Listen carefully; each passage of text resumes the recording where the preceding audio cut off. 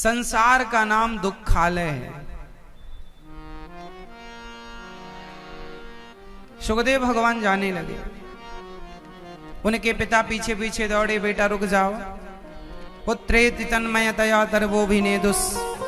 कुछ देवांगनाएं निर्वस्त्र होकर स्नान कर रही थी। वहां से सुखदेव जी गए तो उन्होंने वस्त्र नहीं पहने, पर व्यास जी गए तो वस्त्र पहन लिया। व्यास जी ने कहा, देवियों मेरा जवान बेटा गुजरा, यहां से निकला, तुमने कपड़े नहीं पहने, शर्म नहीं आई तुम्हें? हम बुढ़े को देखकर शर्म करती हो क्यों? कहा, महाराज आपके बेटे को तो पता ही नहीं कि स्त्री पुरुष में भेद क्या है। मतलब सुखदेव भगवान ऐसे थे जिन्हें पता ही नहीं कि स्त्री क्या होती है और पुरुष में अंतर क्या होता है, स्त्री पुरुष में। ऐसे सुखदेव भगवान, ये वो सुखदेव भगवान हैं जिन्हें व्यास जी ने बाद में भागवत जी पढ़ाई और भागवत जी का उपदेश किया, और उन्होंने राजा परीक्षित को दिव्य भागवत जी की संहिता पढ़ाई।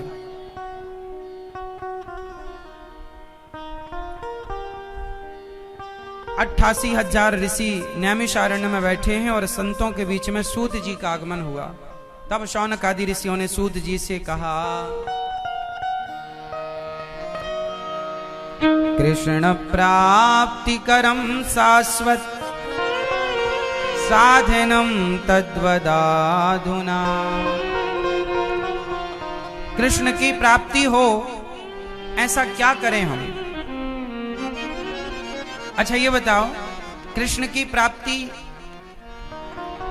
कैसे होती है?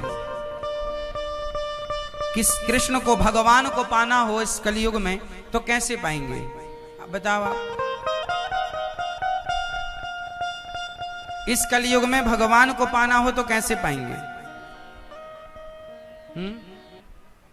समर्पण, ठीक कह रहे हैं आप। कैसे पाएंगे? यदि भगवान को पाना है इस कलयुग में तो सबसे बड़ा उपाय तो यही है कि आत्मसमर्पण कर दो भगवान के चरणों में। और दूसरा साधन ये है कि आत्मसमर्पण तब होगा जब जीवन में सत्संग प्रवेश करेगा।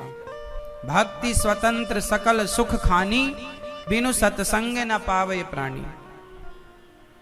जीवन में सत्संग, इसलिए सूत जी महाराज ने कहा, शौनक जी ने कहा, महाराज हमें ऐसी कथा सुनाओ जिससे कृष्ण की प्राप्ति, मतलब कृष्ण की प्राप्ति कराने में कथा ही सहायक है।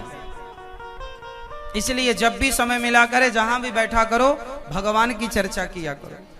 कथाएं, आपको कथा पता है भगवान की है तो जब भी बैठा करो दोस्तों के संग सुदामा जी की कथा सुना करो, सुनाया करो।